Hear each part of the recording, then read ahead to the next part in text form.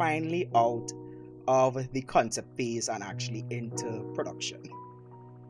Yeah, it is just mind-boggling the speed of Yeah. progression regarding this project, man. It's like night and day. I mean, like the work that's being put in, the concept that was produced, and then just to see it now take the 3D modeling aspects, and now we're seeing just full on production, and the value is just absolutely phenomenal. I think it's just going to be something to really keep an eye on, and I think it's awesome just to see where what started, where it was concepted, and seeing the progression made over a short period of time. I'm excited, even though I have my hands in the art, but just on the third party perspective, like I want to get my hands on this. You know what I mean? I want to try this out. So cool, man. No, it has been awesome. I mean, we gotten to the point where we had all our concept art for basically all the enemies, and we'll get into just the gist of the game. But we had the concept art for all our enemies done, the main characters, and then making the concept art for some of our lesser enemies.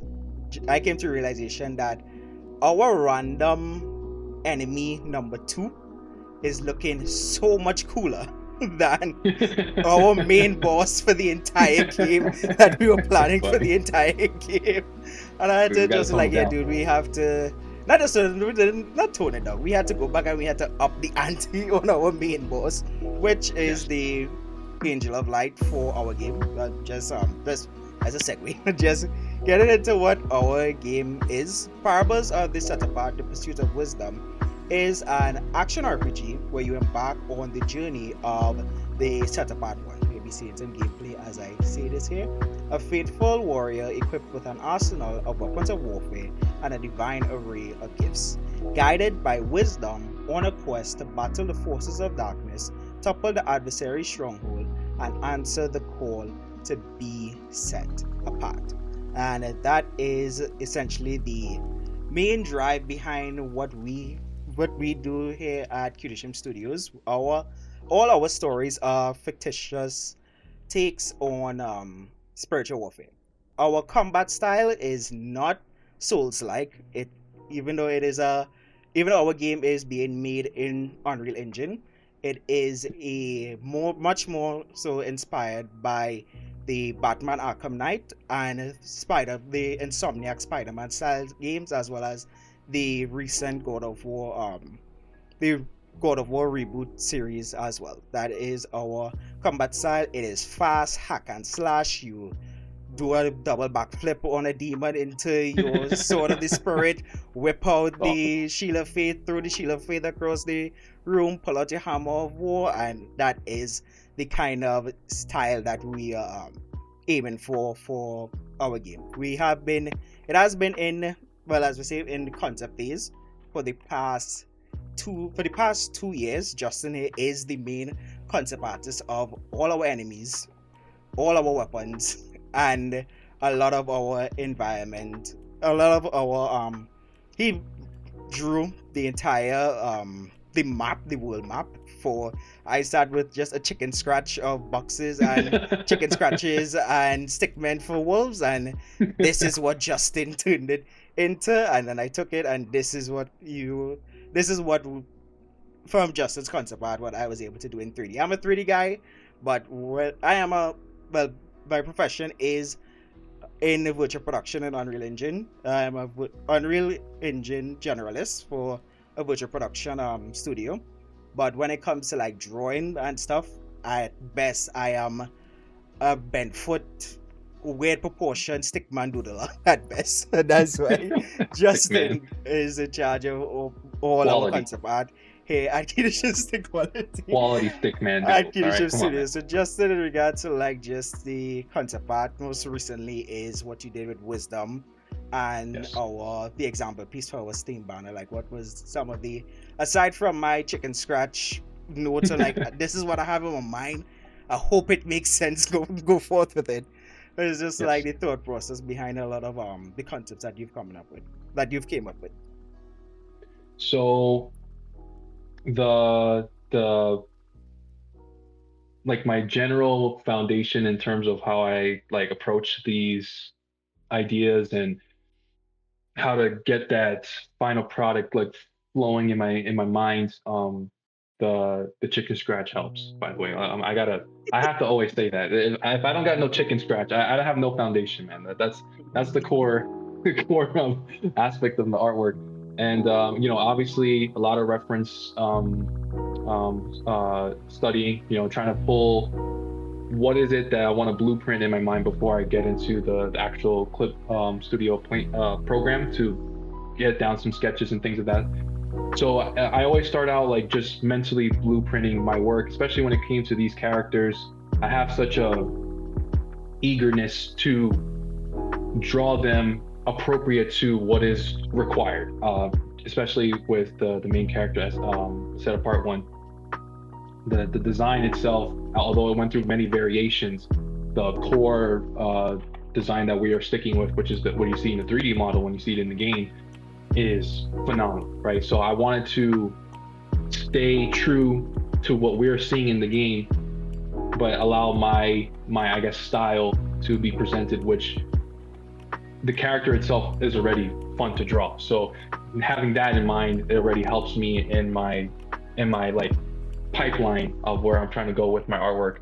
And then when it came to wisdom, for some reason, wisdom clicks, man. I don't know what it is. Xavier and I talk about it all the time. Every time he puts wisdom in my hands, it just there's something about that character that I don't know. I don't know why it resonates with me so much, especially when I'm drawing that character.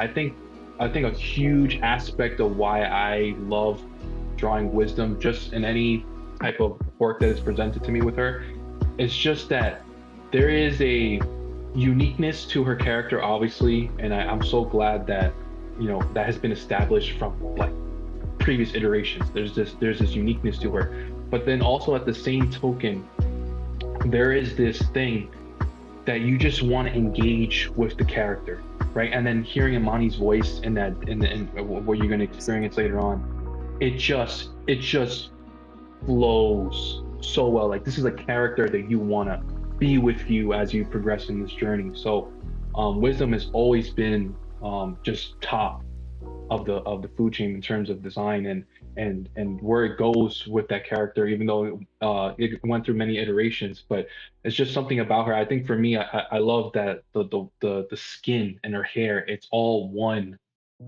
galaxy purple looking thing, and it just presents such a contrast to her armor. It's like it has a very good dynamic to her character. So wherever you have her on the screen, or wherever you have a moment to interact with her or see her in art, or, you know, whatever the position is, it's just cool. It's just cool. You see there's a contrast between this galaxy universe. It just spurs this sense of who she is. Like, well, what is this character? She looks like you know, obviously doesn't look like she's from the same realm or dimension or whatever as set apart one, but you know, there's something to her. There's obviously her character's name is Wisdom, right? You see that in the character design. So yeah, just having the ability to draw her to the point where we're coming to like final iterations of her, and then Amani's voice just like 1 to 10, man, it's so cool. Like when I was seeing that, like just hearing the tutorial and just hearing the voice of Wisdom, it's like you can put two and two together. You know what I mean? So that right there, it just shows how the Lord is just moving through this project. He's taking characters that I was able to create with Xavier. He's using 3D modelists, he's using his own work, and then you have voice acting now, storytelling being presented, and the way that it can go from point A to point B in this progression is so cool, man. It's so interesting to see it fit the mold, right? Like, I could present a character, Xavier can bring this person in, they can get along with this character. Now they have something to add to that, and it's just building this beautiful like Lego tower of this story, right? It's just awesome, man. It's just so cool to be a part of it and just seeing that come together. And then also with the enemies as well. Angel of Light, you know, the Wolf in Sheep's Clothing, all these characters that we were able to create together. again, like I mentioned in the podcast, it was not my specialty. I don't do enemy designs. I'm always the hero guy. So it was so cool to see not only myself come out of a comfort zone, but then also to go back and forth with Xavier and getting to a point where we're like, man, this is it. Like these are the bad guys. You know, there's something about them like you don't want to mess with them, right?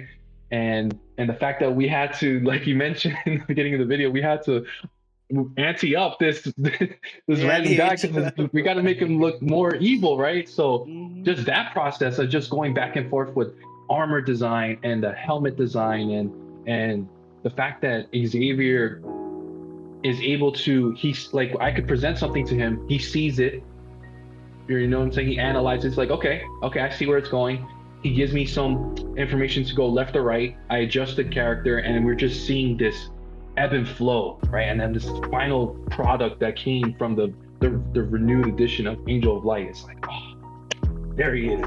That was a snippet from our most recent episode of the Kedoshim Initiative Podcast, episode 21, where Justin and I went over the concept art behind our first game, Parables of the Set Apart, The Pursuit of Wisdom, as well as doing a little devlog and announcing our art contest. If you'd like to partake in our art contest running from now until December 14th, you can do so via the link at the top right hand corner of your screen or in the description down below. If you'd like to see more of our artwork and support what we do here at Kedoshim Studios, then be sure to head over to our Patreon, which will also be linked in the description down below. Thanks for watching, and I hope you enjoy the rest of your day.